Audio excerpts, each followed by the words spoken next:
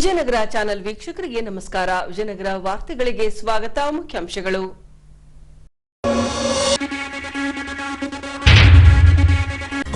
ದಿನಾಂಕ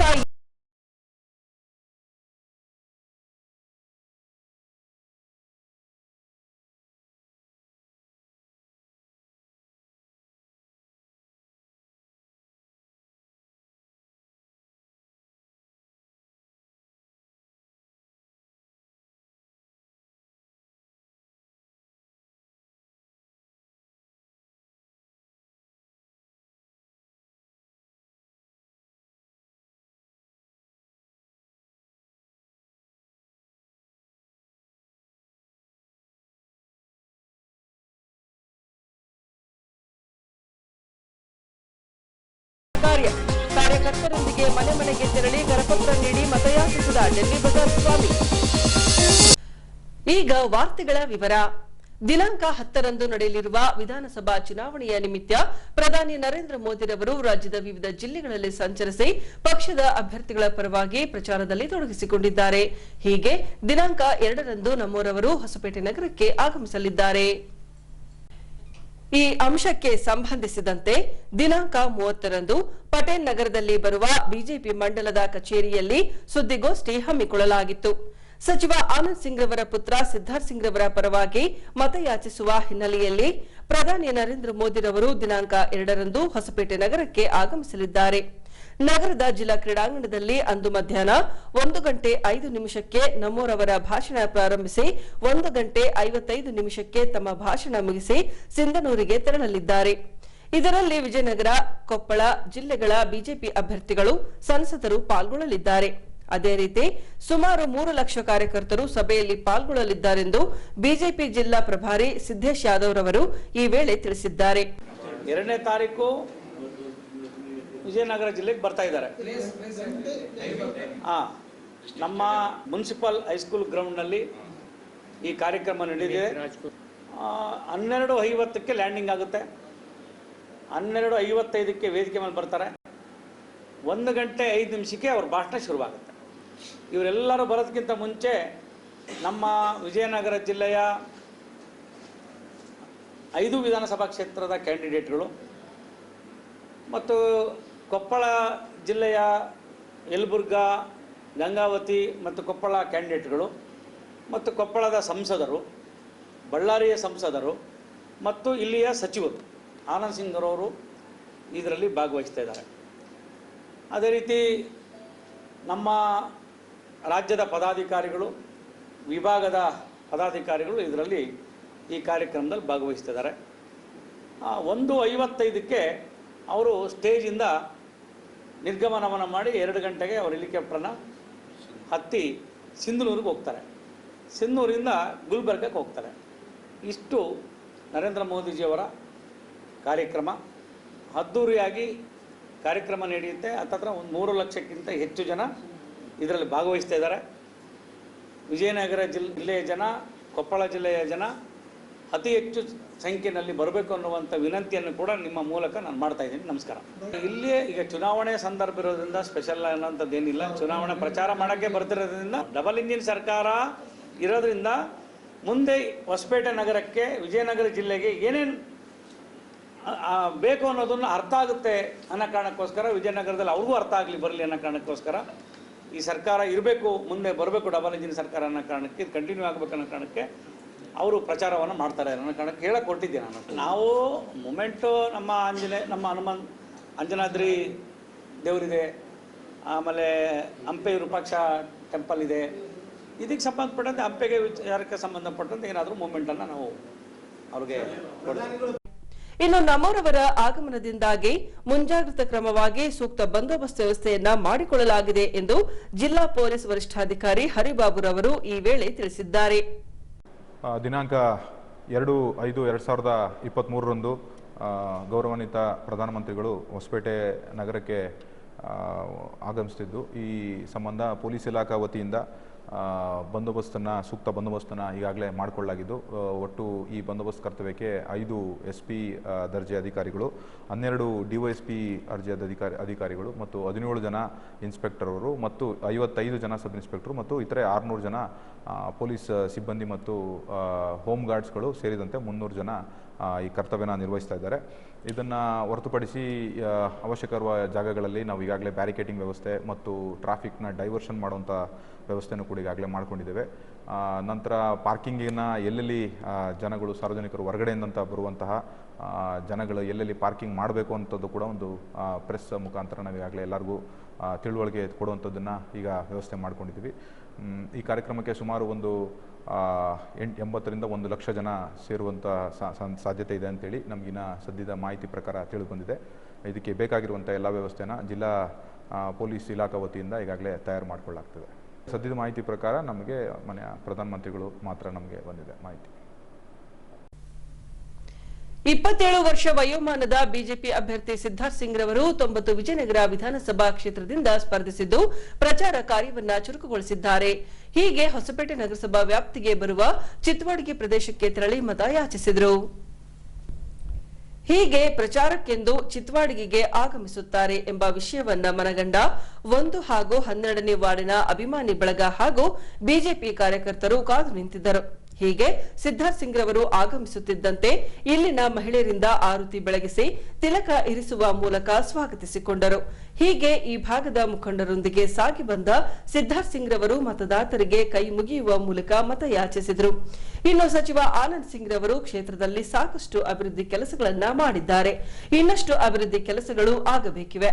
15 ವರ್ಷಗಳಿಂದ ನಮ್ಮ ತಂದೆಯವರಿಗೆ ಆಶೀರ್ವದಿಸಿದಂತೆ ನನಗೂ ಈ ಬಾರಿ ಆಶೀರ್ವದಿಸಿದ್ದಲ್ಲಿ ಕ್ಷೇತ್ರದ ಅಭಿವೃದ್ಧಿಯ ಜೊತೆಗೆ ನಿಮ್ಮ ಮನೆಯ ಸೇವಕನಾಗಿ ಸೇವೆ ಸಲ್ಲಿಸಲು ಆಶೀರ್ವದಿಸಬೇಕೆಂದು ಮತ ಯಾಚಿಸಿದರು. 5 ವರ್ಷಕ್ಕೆ ಒಮ್ಮೆ ಬರೋ ಪ್ರಕ್ರಿಯೆ, ಈ ಚುನಾವಣೆ ಪ್ರಕ್ರಿಯೆ, ಒಬ್ಬ ಜನಪ್ರತಿನಿಧಿ ಆಯ್ಕೆ ಮಾಡೋ ಪ್ರಕ್ರಿಯೆ ಇನ್ನೇನು 2 ವಾರ ದೂರದಲ್ಲಿದೆ. 15 ವರ್ಷದಿಂದ ತಾವೆಲ್ಲರೂ ಆನಂದ್ ಸಿಂಗ್ ಅವರಿಗೆ ಮಗನಾಗಿ, ತಮ್ಮ ಸಹೋದರನಾಗಿ, ಕ್ಷೇತ್ರದ ಒಬ್ಬ ಸೇವಕನಾಗಿ ಜವಾಬ್ದಾರಿಯುತ ಸ್ಥಾನದಲ್ಲಿ ಸೇರಿಸಿ ಆಶೀರ್ವಾದವನ್ನು ಮಾಡಿ ಒಬ್ಬ ಜನಪ್ರತಿನಿಧಿಯಾಗಿ ಅವರಿಗೆ ಆಶೀರ್ವಾದವನ್ನು ಮಾಡಿದ್ದೀರಿ. ಅದೇ ರೀತಿಯಲ್ಲಿ ಯಾವ ರೀತಿ ಆನಂದ್ ಸಿಂಗ್ ಅವರಿಗೆ ಆಶೀರ್ವಾದ ಮಾಡಿದಿರೋ ಮುಂದೆ ಬರುವಂತ ಚುನಾವಣೆಯಲ್ಲಿ ಅದೇ ಆಶೀರ್ವಾದ ಈ ನಿಮ್ಮ ಮನೆ ಮಗನಾದ ಸಿದ್ಧಾರ್ಥ್ ಸಿಂಗ್ಗೂ ಮಾಡ್ರಿ ಅಂತ ಹೇಳಿ ಕಳೆಕಳೆಯಲ್ಲಿ ಮನವಿ ಮಾಡಿಕೊಳ್ತೇನೆ. ನಮ್ಮ ಕ್ಷೇತ್ರಕ್ಕೆ ಯಾವ ರೀತಿ ಆನಂದ್ ಸಿಂಗ್ ಅವರು ಸೇವೆ ಸಲ್ಲಿಸ್ತಿದ್ರು, ಯಾವ ರೀತಿ ನಮ್ಮ ಕ್ಷೇತ್ರವನ್ನು ಅಭಿವೃದ್ಧಿ ಮಾಡ್ತಿದ್ರು, ಅವರ ಮಾರ್ಗದರ್ಶನದಲ್ಲಿ ಅವರಿಗಿಂತ 1 ಪಟ್ಟು ಹೆಚ್ಚು ಶ್ರಮ ಹಾಕಿ ನಮ್ಮ ಕ್ಷೇತ್ರದ ಜನತೆಯ ಸೇವೆ ಮಾಡಲಿಕ್ಕೆ ನಾನು ಸಿದ್ಧನಿದ್ದೇನೆ ಅಂತ ಹೇಳಿ ಈ ಸಂದರ್ಭದಲ್ಲಿ ಹೇಳಲಿಕ್ಕೆ ಬಯಸ್ತೇನೆ. 15 ವರ್ಷದ ಹಿಂದೆ ನಮ್ಮ ಕ್ಷೇತ್ರ ಹೇಗಿತ್ತು, ಇವತ್ತು ನಮ್ಮ ಕ್ಷೇತ್ರ ಹೇಗಿದೆ ಅಂತ ಹೇಳಿ ನಾವು ಕಣ್ಣಾರೆ ಕಾಣುವಂತ ಅಭಿವೃದ್ಧಿ ಕೆಲಸಗಳನ್ನ ನೋಡ್ತಾ ಇದ್ದೀವಿ ಹಾಗೂ ಅಭಿವೃದ್ಧಿಯನ್ನ ಅನುಭವ ಪಡ್ತಾ ಇದ್ದೀವಿ.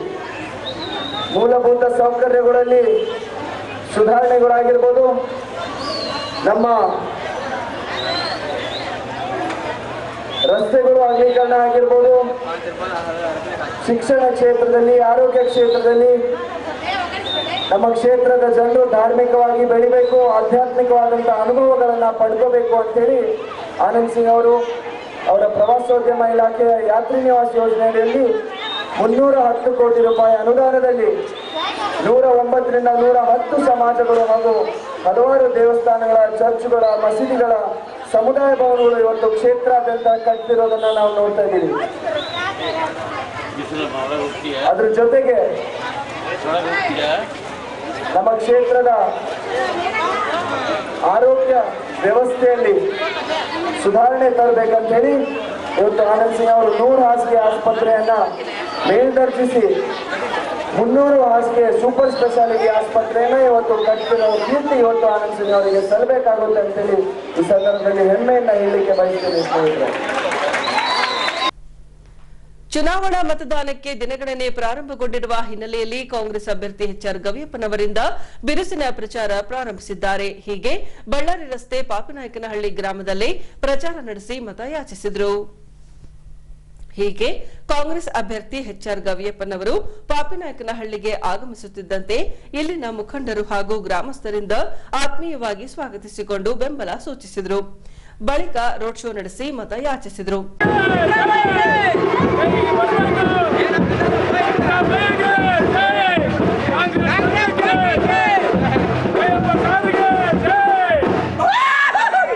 ಇನ್ನು ಬಹಿರಂಗ ಸಭೆಯಲ್ಲಿ ಮಾತನಾಡಿ ಕ್ಷೇತ್ರದಲ್ಲಿ ಬಡತನ ಹೆಚ್ಚಾಗ್ತಿದೆ, ಗ್ರಾಮಾಂತರ ಪ್ರದೇಶದ ಜನರು ಹಲವು ಸಮಸ್ಯೆಯಿಂದ ಬಳಲುತ್ತಿದ್ದಾರೆ.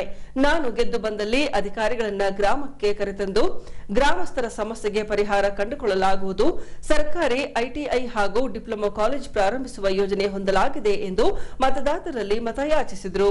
ನಾವು ನಮ್ಮ ಕಷ್ಟ ನಾವು ಅನುಭವಿಸಿದ್ರೆ ನಮ್ಗೆ ಗೊತ್ತಾಗುತ್ತೆ.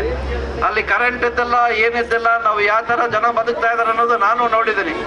ಬಡ ಜನರು ಕಷ್ಟ ತಿಳ್ಕೊಬೇಕಾಗತ್ತೆ. ಅದಕ್ಕೆ ಸುಮ್ಮನೆ ನಾವು ಎಲ್ಲೋ ಬಂದಿವಿ ರೋಡ್ ಶೋ ಮಾಡ್ಕೊಂಡು ಹೋಗಿ ಅಂದ್ರಿಗೆ ಇದಾಗೋದಲ್ಲ. ಈ ತರ ಅಲ್ಲ. ಈ ಸಾರಿ ನಿಮ್ ಜೊತೆಗೆ ನಿಮ್ ಕಷ್ಟ ಸುಖಕ್ಕೆ ನಾನು ಸ್ಪಂದಿಸ್ತೀನಿ. ಯಾಕಂದ್ರೆ ಗೆದ್ದ ಮೇಲೆ ಅಧಿಕಾರಿಗಳನ್ನ ಇಲ್ಲಿ ನಮ್ಮ ಗ್ರಾಮಕ್ಕೆ ಕರ್ಕೊಂಡ್ಬಂದು ನಿಮ್ ಮುಂದೆ ಕೂತ್ಕೊಂಡು ಕೆಲಸ ಮಾಡ್ಬೇಕಾಗೈತೆ.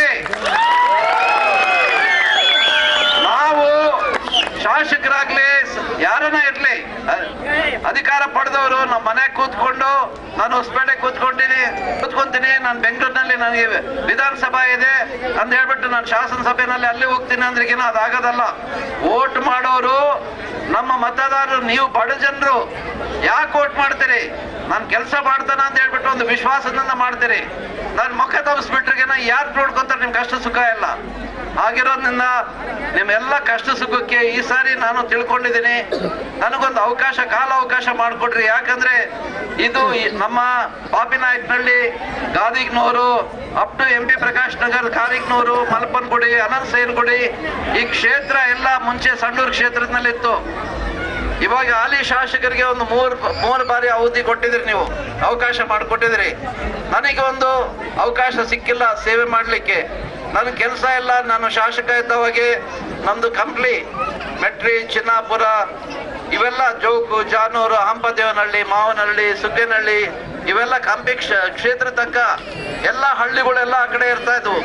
ಅಲ್ಲೆಲ್ಲ ದಿನ ನಾವೇನ್ ಮಾಡ್ತಾ ಇದೀವಿ, ಬಸ್ಸು ಮಕ್ಕಳಿಗೆ ಸ್ಕೂಲ್ಗೆ ಹೋಗ್ಲಿಕ್ಕೆ ರಾತ್ರಿ ಅಲ್ಲಿ ಬಸ್ ಹಾಲ್ಟ್ ಮಾಡಿಸ್ತಾ ಇದ್ದಾರೆ. ರಾತ್ರಿ ಊರಿನಲ್ಲಿ ಬೆಳಿಗ್ಗೆ ಮಕ್ಕಳಿಗೆ ಸ್ಕೂಲ್ ಬಿಡೋದು, ಮತ್ತೆ ಸಾಯಂಕಾಲ ಅವ್ರನ್ನ ಕರ್ಕೊಂಡು ಮತ್ತೆ ಬಿಟ್ಟು ಮತ್ತೆ ಅವ್ರ ಕೆಲ್ಸಕ್ಕೆ ಹೋಗಿ ಮತ್ತೆ ನೈಟ್ ಹಾಲ್ಟ್ ಅಲ್ಲಿ ಆಗ್ತಾ ಇತ್ತು.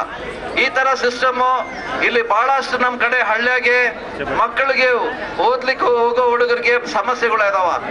ಅದ್ರ ಜೊತೆಗೆ ಒಂದು ಕಾಲೇಜು, ಇಲ್ಲಿ ಒಂದು ಕಾಲೇಜ್ ಬೇಕಾಗೈತಿ. ಮಕ್ಕಳನ್ನ ನಾವೆಲ್ಲ ಇದಕ್ಕೆ ನಾವು ಹೊಸಪೇಟೆ ಕಳಿಸ್ಲಿಕ್ಕೆ ಆಗಂಗಿಲ್ಲ. ಒಂದು ಡಿಪ್ಲೊಮಾ ಕಾಲೇಜ್ ಬೇಕಾಗೈತಿ, ಒಂದು ITI ಕಾಲೇಜ್ ಬೇಕಾಗೈತಿ. ಹೊಸಪೇಟೆ ಬ್ರಾಹ್ಮಣ ಸಮುದಾಯದಿಂದ ಪ್ರತಿ ವರ್ಷ ಶಂಕರಾಚಾರ್ಯರ ಜಯಂತಿಯನ್ನ ಆಚರಿಸಿಕೊಂಡು ಬರಲಾಗ್ತಿದೆ. ಹೀಗೆ ಕೋಟೆ ಪ್ರದೇಶದಲ್ಲಿ 6 ದಿನಗಳ ಕಾಲ ವಿಶೇಷ ಧಾರ್ಮಿಕ ಕಾರ್ಯಕ್ರಮಗಳನ್ನು ನಡೆಸುವ ಮೂಲಕ ಲೋಕ ಕಲ್ಯಾಣಕ್ಕಾಗಿ ಪ್ರಾರ್ಥಿಸಲಾಯಿತು. ಹೊಸಪೇಟೆ ತಳವಾರಕೇರಿ ಬಳಿ ಬರುವ ಕೋಟೆ ಪ್ರದೇಶದಲ್ಲಿನ ಶಂಕರಲಿಂಗ ಮಠದ ಆವರಣದಲ್ಲಿ ಶಂಕರಾಚಾರ್ಯರ 101ನೇ ವರ್ಷದ ಜಯಂತಿ ಕಾರ್ಯಕ್ರಮವನ್ನು ಹಮ್ಮಿಕೊಳ್ಳಲಾಗಿತ್ತು. ಕಳೆದ 6 ದಿನಗಳಿಂದ ಕೀರ್ತನೆ, ಭಜನೆ, ಪ್ರವಚನ ನಡೆಸಲಾಗಿತ್ತು. ಇನ್ನು ದಿನಾಂಕ 30ರಂದು ಹೋಮ ಹವನಾದಿಗಳನ್ನು ನಡೆಸಿ ಲೋಕ ಕಲ್ಯಾಣಕ್ಕಾಗಿ ಪ್ರಾರ್ಥಿಸಲಾಯಿತು.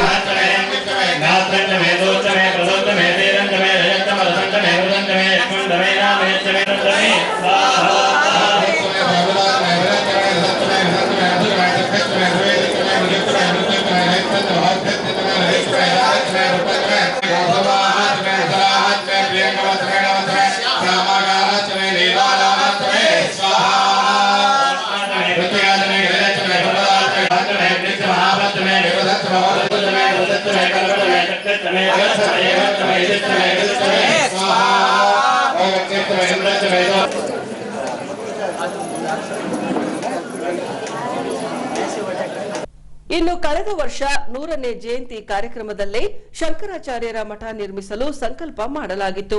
ಸಚಿವ ಆನಂದ್ ಸಿಂಗ್ ರವರು ಅನುದಾನ ಒದಗಿಸಿರುವ ಭಾಗವಾಗಿ ಮಠದ ನಿರ್ಮಾಣ ಕಾರ್ಯ ಪ್ರಗತಿಯಲ್ಲಿದೆ ಎಂದು ಬ್ರಾಹ್ಮಣ ಸಮಾಜದ ಮುಖಂಡರು ಈ ವೇಳೆ ತಿಳಿಸಿದ್ದಾರೆ. ನಮ್ಮ ಈ ಶಂಕರಾಚಾರ್ಯ ಜಯಂತಿ ಈ ವರ್ಷಕ್ಕೆ 101ನೇ ವರ್ಷ. ವಿಶೇಷವಾಗಿ ನಾವು ಹಿಂದಿನ ವರ್ಷ ಶತಮಾನೋತ್ಸವ ಕಾರ್ಯಕ್ರಮ ಮಾಡಿದ್ವಿ. ಆ ಕಾರ್ಯಕ್ರಮದಲ್ಲಿ ಸಂಕಲ್ಪವನ್ನು ಸಹಿತ ಮಾಡಿದ್ವಿ, ನಮ್ಮೊಂದು ಶಂಕರ ಮಠ ಆಗಲಿ ಅಂತೇಳಿ. ದೇವರ ಅನುಗ್ರಹದಿಂದ ಇಲ್ಲಿ MLA ಸಹಕಾರದಿಂದ, ಜೊತೆಗೆ ಮುನ್ಸಿಪಾಲ್ಟಿ ಕಮಿಷನರ್ ಸಹಕಾರದಿಂದ ನಮಗೆ ಒಂದು ಹಣದ ವ್ಯವಸ್ಥೆ ಸಹಿತ ಆಗಿದೆ. ಅದರ ಕೆಲಸ ಸಹಿತ ಪ್ರಾರಂಭ ಆಗಿದೆ. ಜೊತೆಗೆ ಈ 6 ದಿವಸದ ಕಾರ್ಯಕ್ರಮದಲ್ಲಿ ಆದಿಜಗದ್ಗುರು ಶಂಕರಾಚಾರ್ಯರ ಬಗ್ಗೆ ಅವರ ಹುಟ್ಟಿನಿಂದ ಅವರ ಕೊನೆಯವರೆಗೂ ಪ್ರತಿನಿತ್ಯ ಕಾರ್ಯಕ್ರಮಗಳು, ಪ್ರವಚನ, ಕೀರ್ತನ, ಹಾಡು, ನೃತ್ಯ, ನಾಟಕ ಈ ರೀತಿ ನಡ್ಕೊಂಡು 6 ದಿವಸಗಳು ಬಂದಿವೆ. ಅವೆಲ್ಲ ಯಶಸ್ವಿಯಾಗಿವೆ. ಮುಂದೂ ಸಹ ಎಲ್ಲರಿಗೂ ಸರ್ವಜನರಿಗೂ ಆ ಶಂಕರಾಚಾರ್ಯರು ಒಳ್ಳೆಯದನ್ನು ಮಾಡಲಿ, ಸರ್ವೋ ಜನ ಸುಖಿನೋ ಭವಂತು ಅಂತ ಹೇಳ್ತಾ ನನ್ನ 2 ಮಾತು ಮುಗಿಸ್ತೇನೆ. ಬಿಜೆಪಿ ಅಭ್ಯರ್ಥಿ ಸಿದ್ಧಾರ್ಥ್ ಸಿಂಗ್ ರವರ ಪರವಾಗಿ ಅಲ್ಪಸಂಖ್ಯಾತರ ಮುಖಂಡ ಡೆಲ್ಲಿ ಬಜಾರ್ ಸ್ವಾಮಿಯಿಂದ ನಗರದ ವಿವಿಧ ಏರಿಯಾಗಳಲ್ಲಿ ಸಂಚರಿಸಿ ಮತಯಾಚಿಸಲಾಗುತ್ತಿದೆ. ವಿಶೇಷವಾಗಿ ಮುಸ್ಲಿಂ ಸಮುದಾಯಗಳು ವಾಸಿಸುವ ಪ್ರದೇಶದಲ್ಲಿ ಸಂಚರಿಸಿ ಸಿದ್ಧಾರ್ಥ್ ಸಿಂಗ್ ರವರ ಪರವಾಗಿ ಪ್ರಚಾರ ಮಾಡಲಾಗುತ್ತಿದೆ. ಹೌದು, ಕಳೆದ 4 ದಿನಗಳಿಂದ ಡೆಲ್ಲಿ ಬಜಾರ್ ಸ್ವಾಮಿಯವರು 100 ಕಾರ್ಯಕರ್ತರನ್ನ ಸೇರಿಸಿಕೊಂಡು ಮುಸ್ಲಿಂ ಸಮುದಾಯದವರು ವಾಸಿಸುವ ಪ್ರದೇಶಗಳಲ್ಲಿ ಸಂಚರಿಸಿ ಬಿಜೆಪಿ ಅಭ್ಯರ್ಥಿ ಸಿದ್ಧಾರ್ಥ್ ಸಿಂಗ್ ರವರ ಪರವಾಗಿ ಮತಯಾಚನೆಯಲ್ಲಿ ತೊಡಗಿಸಿಕೊಂಡಿದ್ದಾರೆ. ಹೀಗೆ ಊರಮ್ಮ ಬಯಲು ಪ್ರದೇಶಕ್ಕೆ ತೆರಳಿ ಇಲ್ಲಿನ ಮನೆ ಮನೆಗೆ ತೆರಳಿ ಚುನಾವಣಾ ಕರಪತ್ರ ನೀಡಿ ಸಿದ್ಧಾರ್ಥ್ ಸಿಂಗ್ ರವರಿಗೆ ಮತ ಹಾಕುವಂತೆ ಪ್ರಚಾರ ನಡೆಸಿದರು.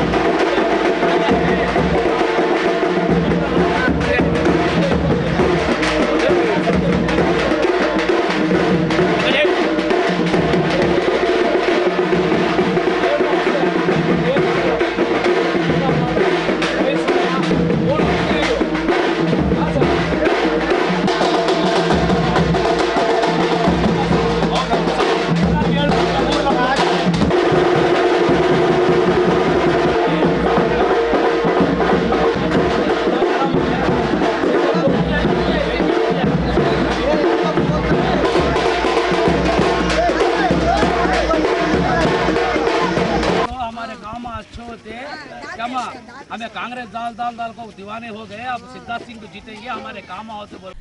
ಇನ್ನು ಇಲ್ಲಿನ ಮುಸ್ಲಿಂ ಸಮುದಾಯದವರು ಕೂಡ ಸಚಿವ ಆನಂದ್ ಸಿಂಗ್ ರವರ ಅಭಿವೃದ್ಧಿ ಕಾರ್ಯಗಳನ್ನ ಮನಗಂಡು ಯುವ ನಾಯಕ ಸಿದ್ಧಾರ್ಥ್ ಸಿಂಗ್ ರವರಿಗೆ ಮತ ಹಾಕುತ್ತೇವೆಂದು ಭರವಸೆ ನೀಡಿದ್ದು ಕಂಡು ಬಂದಿತು.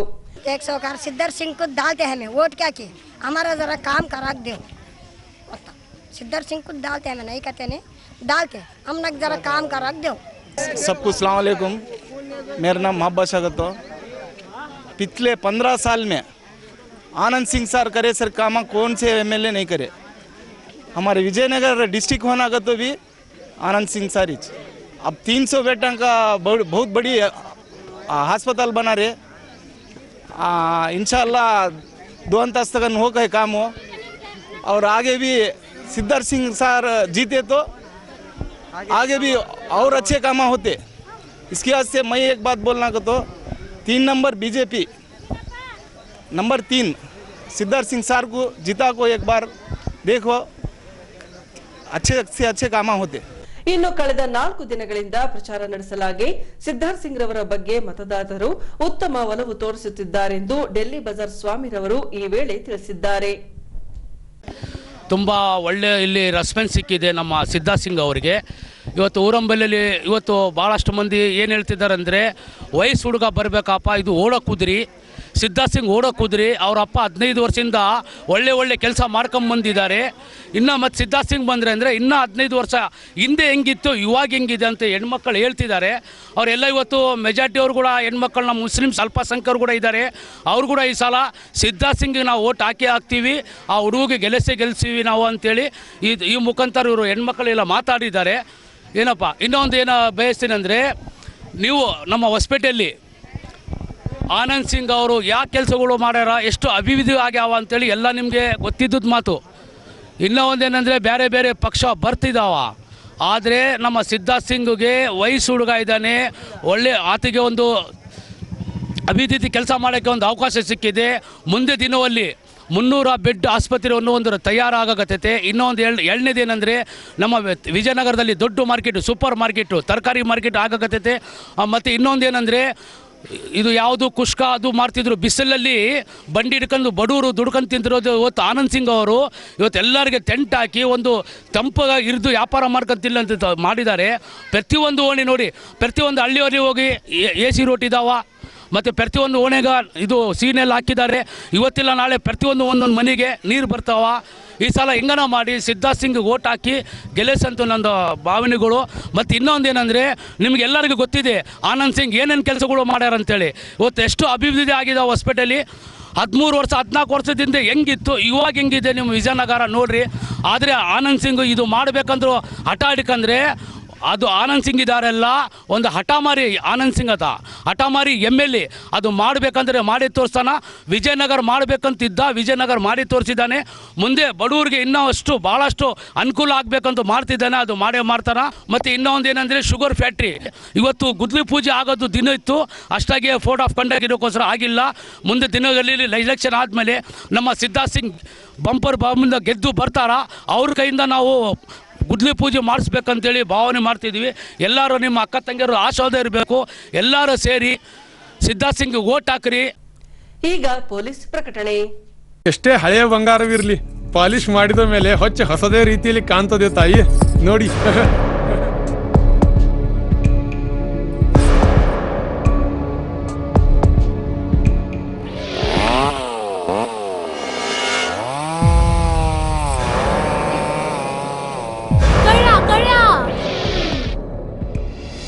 ತಾಯಿ, ನಿಮ್ಮ ಮೈ ಮೇಲೆ ಅದು ಹೊಲಸು ಬಿದ್ದಿದೆ.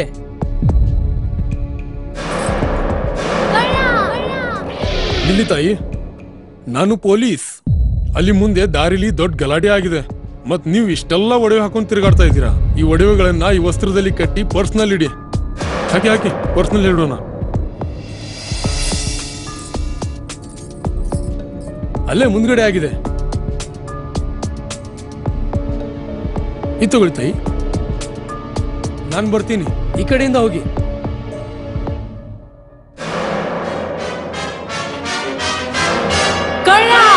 ಇಂತಹ ಮೋಸದ ಸಂಗತಿ ನಿಮಗೂ ನಡೆಯಬಹುದು. ತಮ್ಮ ಬೆಲೆ ಬಾಳುವ ಒಡವೆ ಆಭರಣ ವಸ್ತುಗಳನ್ನು ಎಚ್ಚರಿಕೆಯಿಂದ ಕಾಪಾಡಿ. ಯಾವುದೇ ಮಾತುಗಳಿಗೆ ಮರುಳಾಗಬೇಡಿ. ಸಂಶಯಾಸ್ಪದ ರೀತಿಯಲ್ಲಿ ಯಾರಾದರೂ ಕಂಡು ಬಂದರೆ ಸಮೀಪದ ಪೊಲೀಸ್ ಠಾಣೆಯನ್ನು ಸಂಪರ್ಕಿಸಿರಿ. ಈಗ ಕೊನೆಯಲ್ಲಿ ಮತ್ತೊಮ್ಮೆ ವಾರ್ತೆಗಳ ಮುಖ್ಯಾಂಶಗಳು.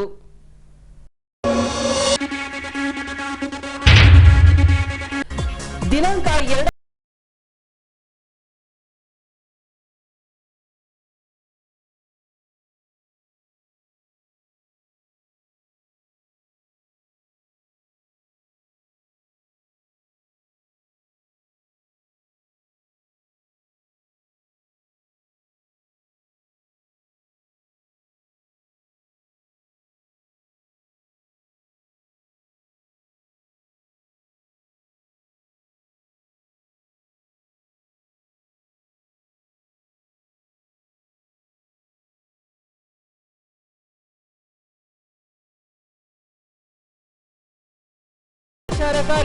ಕಾರ್ಯಕರ್ತರೊಂದಿಗೆ ಮನೆ ಮನೆಗೆ ತೆರಳಿ ಕರಪತ್ರ ನೀಡಿ ಮತಯಾಚಿಸಿದ ಡೆಲ್ಲಿ ಬಜಾರ್ ಸ್ವಾಮಿ. ಇಲ್ಲಿಗೆ ವಾರ್ತಾ ಪ್ರಸಾರ ಮುಕ್ತಾಯವಾಯಿತು. ವಂದನೆಗಳೊಂದಿಗೆ ನಯನ ಉಮೇಶ್.